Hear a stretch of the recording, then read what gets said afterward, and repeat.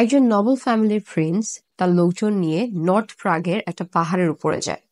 পাহাড়টা লাইমস্টোনের যে পাথর সেগুলো দিয়ে তৈরি। তো সেই জায়গাটায় যেয়ে তার কাছে মনে হয় যে এখানে সে একটা ফ্যামিলি হোম বানাবে, এবং এই পাহাড়ের উপরের এই নিরিবিলি জায়গাতে সে কাঠ দিয়ে একটা ক্যাসেল তৈরি করতে চেয়েছিল, যেটা কিনা খুব একটা অবাককর কিছু না। ওই টাইমে আই এম টকিং অ্যাবাউট 800 এর সময়, ওই টাইমে এই ধরনের পাহাড়ের ক্যাসেলের খুব প্রচলন ছিল। তো তার এই জায়গাটা পছন্দ হওয়ার পর তার লোকজন নিয়ে আসে আর লোকজন কাজ করা শুরু করে। যখনই কিনা শ্রমিকরা কাজ করতে থাকে তখনই প্রবলেম স্টার্ট হয়ে যায়। পাথরের উপরে কাজ করার সাথে সাথেই ওই পাহাড়গুলো ভেঙে বিশাল বিশাল গর্ত বেরোয় আসে। তো শ্রমিকরা প্রথমে চিন্তা করে এই গর্তগুলোকে তো কিছু দিয়ে ঢাকতে হবে, না হলে তো ক্যাসেলটা ওঠানো যাবে না। তো তারা পাহাড় থেকে পাথর কেটে কেটে ওই গর্তের ভিতরে ফেলা স্টার্ট করে। তো উপর থেকে যখন ওই গর্তের দিকে তাকায়, ইটস জাস্ট ব্ল্যাক। এটা নিচে দেখা যাচ্ছিল না, এবং তারা যতই পাথর ঢালছিল গর্তগুলা ফিল আপ হওয়ার নামে নিচ্ছিল না। আরো সব থেকে অবাক করার বিষয় যেটা তাদের কাছে মনে হয়েছিল যে একটা গর্তে যখন পাথর ফেলবো, নিচে যখন পড়বে পাথরগুলো একটা তো শব্দ হওয়ার কথা, তো কোনো শব্দই ছিল না। মনে হচ্ছিল যে পাথরগুলো আসলে কোথাও যাচ্ছেই না, একটা ব্ল্যাক হোলের ভিতর দিয়ে হয়তো অন্য কোথাও চলে যাচ্ছে। শ্রমিকরা তারপরেও কাজ শুরু করতে থাকে, ওই জায়গায় আরো লোকজন নিয়ে আসে, অনেকগুলো জায়গা তৈরি হয়, বিভিন্ন জায়গায় বিভিন্ন শ্রমিক কাজ করতে থাকে, কিন্তু ওই জায়গায় অনেক প্যারানর্মাল জিনিসপত্র দেখা দেয়, যার জন্য ওইখানকার যে শ্রমিকরা আছে তারা আস্তে আস্তে পালাতে শুরু করে। ওই গর্তগুলা কিন্তু তখনও ঢাকা না, খোলা। আশেপাশের লোকজনের মধ্যে শুরু হয়ে যায় বিভিন্ন ধরনের সমস্যা। এলাকার যে পুরুষগুলো ছিল তারা অসুস্থ হয়ে যায়, আশেপাশের শস্য ক্ষেতগুলোর ফসল নষ্ট হয়ে যায়। আর এটার থেকেও বড় প্রবলেম হচ্ছে মানুষের মুখে মুখে বিভিন্ন ধরনের গল্পের একটা আসর জমে যায়। আসসালামু আলাইকুম এভরিওয়ান, আমি নিশাত ফ্রম দি জিনা গার্ল। আপনাদের সবাইকে ওয়েলকাম জানাচ্ছি আমাদের আনসিনের নতুন episode. To a new subscriber, thank you very much for subscribing my channel. I hope to see you till the end. And to my old subscriber, thank you very much guys for joining me again. And let's start our today's story. Almost 400 বছর পর Prince ওটাকা এই ক্যাসেলটাকে আবার rebuild করার একটা plan নেয়। এর পিছনে অনেক কারণ আছে।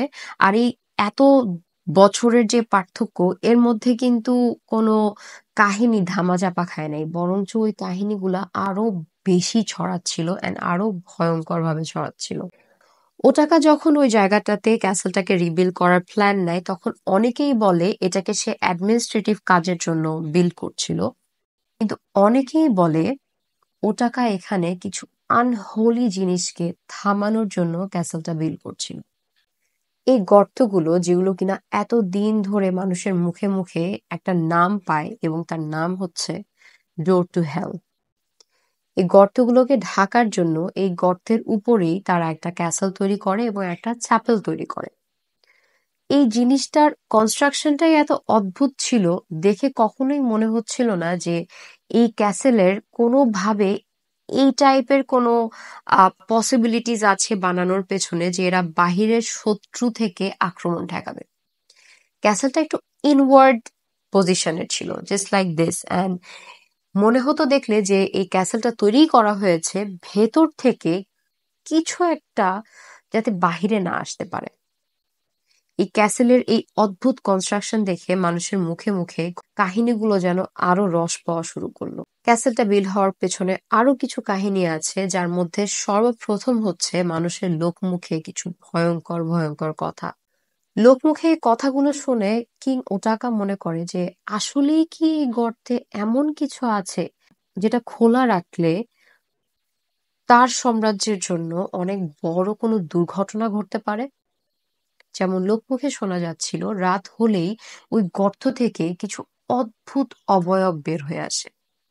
আবার অনেকেই বলে ওই গর্ত থেকে কিছু অদ্ভুত প্রাণী বের হয়ে আসে, যার অর্ধেক মানুষের মতো থাকলেও অর্ধেক ছিল পশু পাখির মতো। আবার অনেকের মুখেই শোনা যায় রাত হলেই নাকি কালো পোশাক পরা একদল কয়েদির মতো দেখতে মানুষজনকে শিকলে বেঁধে ওই গর্তে নিয়ে যাওয়া হতো এবং তার পেছনে ছুটতো একটা হিংস্র কুকুর।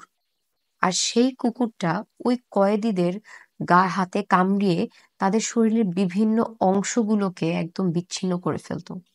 আর ওই কয়েদিগুলোই ওই বিচ্ছিন্ন করা অংশগুলোকে হাতে তুলে নিয়ে আবার হাঁটা শুরু করতো। এই গর্তের আশেপাশে খুবই বাজে গন্ধ থাকতো, আর জায়গাটা এতই ভুতুড়ে ছিল আর এতই নট ওকে টাইপের ছিল যে ওই জায়গাতে লোকজনের যাওয়া আসা একদমই কম ছিল। এই এত কিছু শোনার পরে কিং সিদ্ধান্ত নেয় তাকে জানতেই হবে এই গর্তে কি আছে, যার জন্য সে তার জেলখানায় কিছু কয়েদি ছিল যারা বিভিন্ন ধরনের রেপ এবং মার্ডার কেসের সাথে জড়িত ছিল, এবং তাদের ফাইনাল ভার্ডিক্ট ছিল যে তাদের মৃত্যুদণ্ড দেওয়া হবে। সো এই টাইপের কিছু ক্রিমিনাল তাদেরকে প্রিন্স ওটাকা এই প্রস্তাবটা দেয় যে তোমরা যদি ওই গর্তের ভেতরে নামো এবং নেমে আমাকে জানাতে পারো যে ওই গর্তে কি আছে, তাহলে আমি তোমাদের লাইফ সেন্টেন্সটাকে মওকুফ করে দেবো, you will be a free man. আর এই প্রস্তাবে সবাই রাজি হয়ে যায়, কারণ তাদের কাছে আসলে হারানোর কিছুই নাই। একটা 10 থেকে 12 জনের গ্রুপকে দুজন কারারক্ষী ওই গর্তের কাছে নিয়ে যায়। সবারই মাজায় দড়ি বাঁধা ছিল এবং এক এক করে সবাইকে নামানোর একটা প্ল্যান নেওয়া হতো। গর্তের কাছে এসে প্রথমেই একজন কয়েদির মাজায় দড়ি বেঁধে তাকে নামানো শুরু হয়।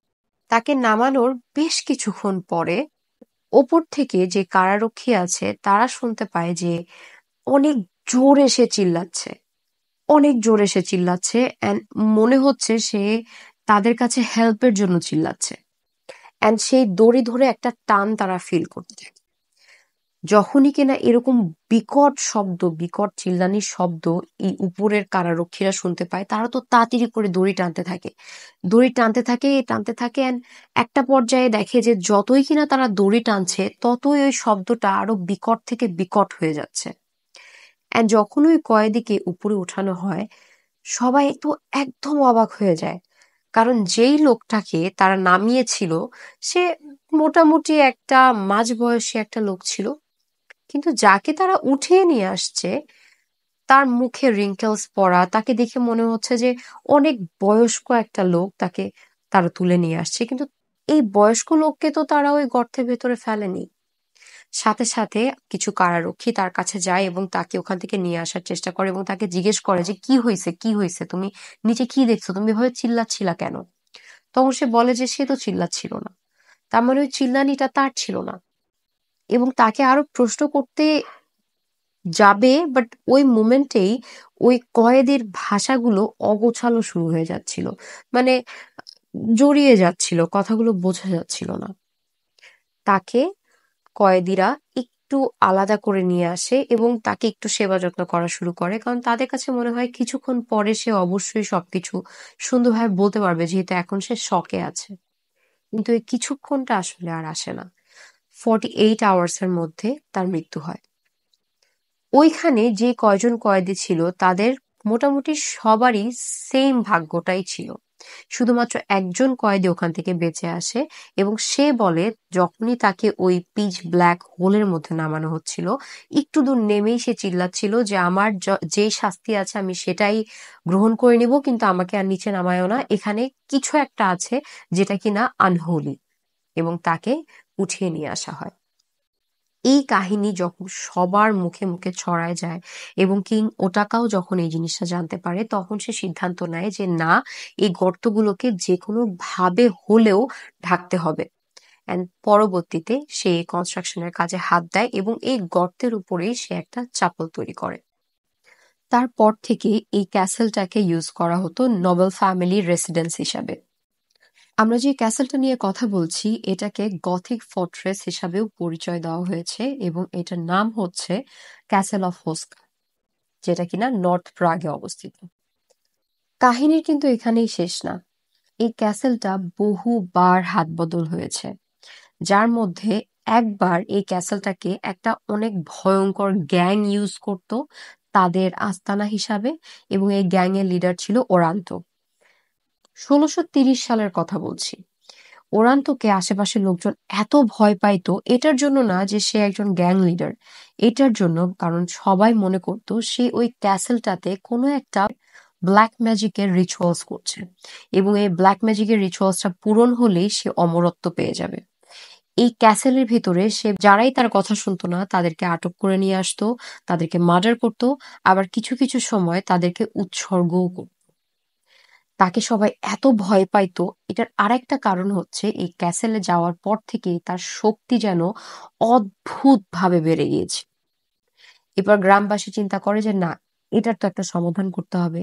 এই জন্য তারা দুটো হান্টার জোগাড় করে, এবং সবাই বিশ্বাস করতো যে মানুষকে মারার যেই অস্ত্র সেটা দিয়ে ওরান্টোকে মারা যাবে না, কারণ তার মধ্যে কিছু সুপার ন্যাচারাল পাওয়ার আছে, যার জন্য ওরান্টোকে মারার জন্য দুটো তীর বানানো হয়েছিল অনেক মানে বিশেষভাবে, এবং এই তীর দুটো নিয়ে ওই হান্টার গুলো তাকে মারতে যায়। যখন ওই হান্টার গুলো ক্যাসেলের সামনে আসে তখন ওই হান্টার গুলো ওরান্টোর নাম ধরে ডাকতে থাকে, এবং ওরান্টো জানালা যখনই খোলে তখনই হান্টাররা ওই তীরগুলো শুট করে, এবং তীরটা ঠিক তার মাঝ বরাবর যেয়ে লাগে, এবং হান্টাররা বলে যে সে ইনস্ট্যান্ট মারা গিয়েছিল না। হান্টাররা শুনতে পাচ্ছিল সে চিল্লাচ্ছিল যে তার যে লোকজন তাদেরকে বলতেছিল তার একটা ব্ল্যাক হেন আছে, ব্ল্যাক মুরগি, ওই মুরগিটা যাতে তার কাছে নিয়ে আসা হয়। হান্টার ওখান থেকে জলদি পালায় যায়, এবং পরবর্তীতে সকালে গ্রামবাসী জানতে পারে ওরান্টো মারা গিয়েছে, এবং তারপরে ওই গ্যাংটাকে পুলিশ নিয়ে যায় অ্যান্ড ওই জায়গাটা আবার ক্লিয়ার হয়ে যায়। 1836 সালের দিকে একজন কবি, কারেল হংক, এবং সে একটা ওয়ার্ল্ড ট্যুরেই নামছিল বলতে পারেন, এবং ওই ক্যাসেলটাতে যেয়েই সে উঠছিল আর কি। তো একদিন সে ঘুমাচ্ছে, হঠাৎ করে একটা স্বপ্ন দেখে যে ওই ওই ব্ল্যাক হোলটা, লাইক ওই গর্তটার কথা আমি বলছি, হ্যাঁ, কাহিনী তো এখনো জীবিত আছে, বিকজ ওই জায়গাতে এই কাহিনীগুলো সবার মুখে মুখে শুনতে পাওয়া যায়।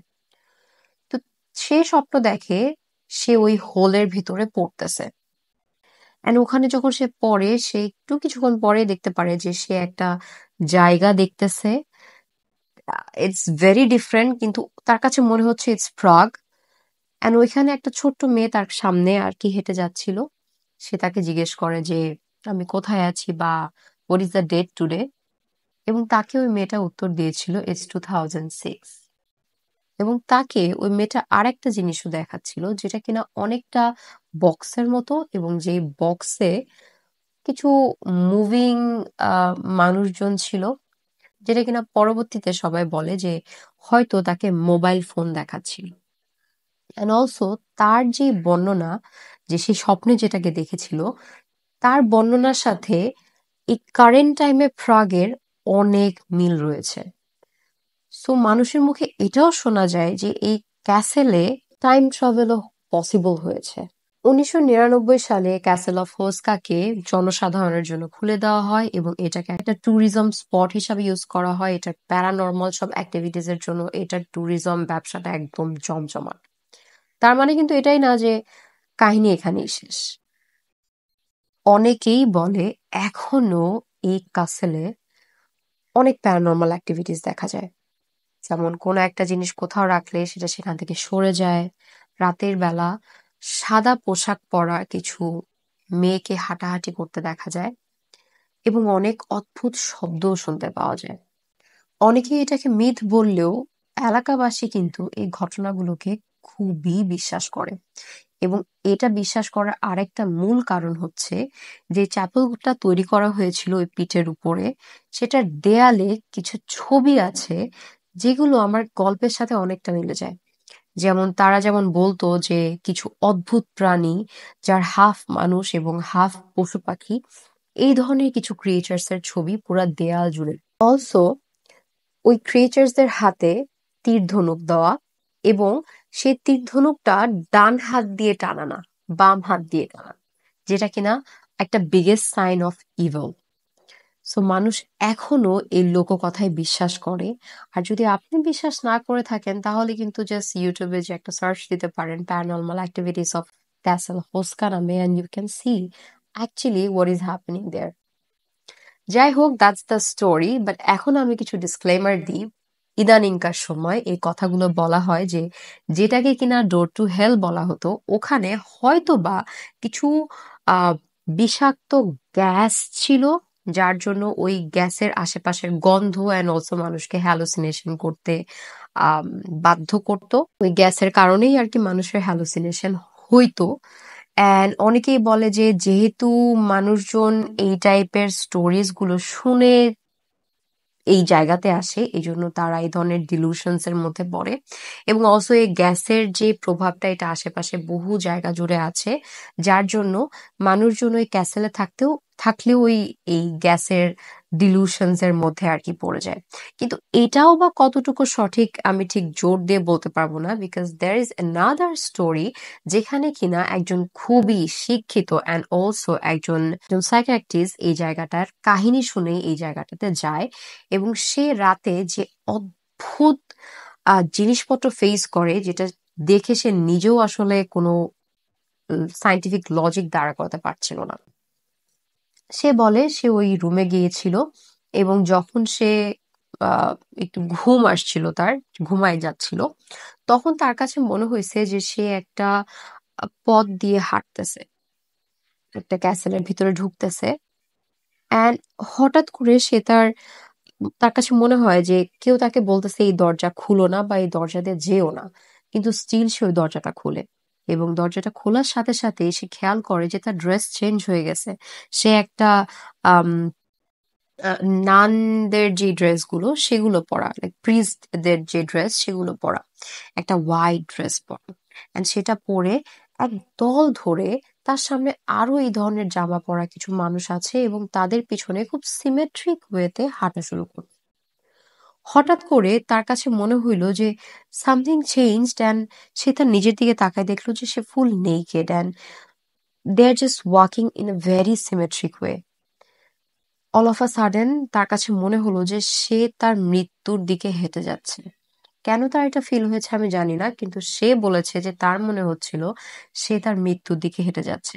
অ্যান্ড ওই মোমেন্টেই তার জ্ঞান ফিরে, এবং সে জ্ঞান ফিরে দেখতে পারে যে সে ওই পাহাড়টা দিয়ে হেঁটে একদম আহ হিলের কাছে, মানে এজের কাছে চলে যাচ্ছে। অ্যান্ড সে ওই ফুল ঘটনাটাকে আবার বলে, এবং সে বলে যে এটার কোনো সায়েন্টিফিক ব্যাখ্যা তার কাছে আসলে নাই। So that's the story of Castle Hoska. I hope you liked today's story. If you're my new subscriber, thank you very much for subscribing me. And আপনি যদি এই ধরনের unseen paranormal activities নিয়ে গল্প শুনতে পছন্দ করেন, this is the right channel for you. And আপনি যদি mystery, murder, true stories শুনতে পছন্দ করেন, I will just link my another episodes in my caption. Um, এই এপিসোডগুলোর নাম হচ্ছে মাঝরাতের গল্প. You can watch all those series there. And to my old subscriber, thank you very much guys for watching me again. And অবশ্যই comment করে জানাবেন আপনাদের কেমন লাগলো, ফ্রেন্ডদের সাথে শেয়ার করতে ভুলবেন না। And অবশ্যই আমাদের এই আনসিনের জন্য আমাকে জানাবেন যে what kind of story you want to hear. একটু টপিক গুলো লিখে দিলে I will be very grateful. Thank you so much for watching me again. সবাই ভালো থাকবেন এবং সুস্থ থাকবেন। আল্লাহ হাফেজ।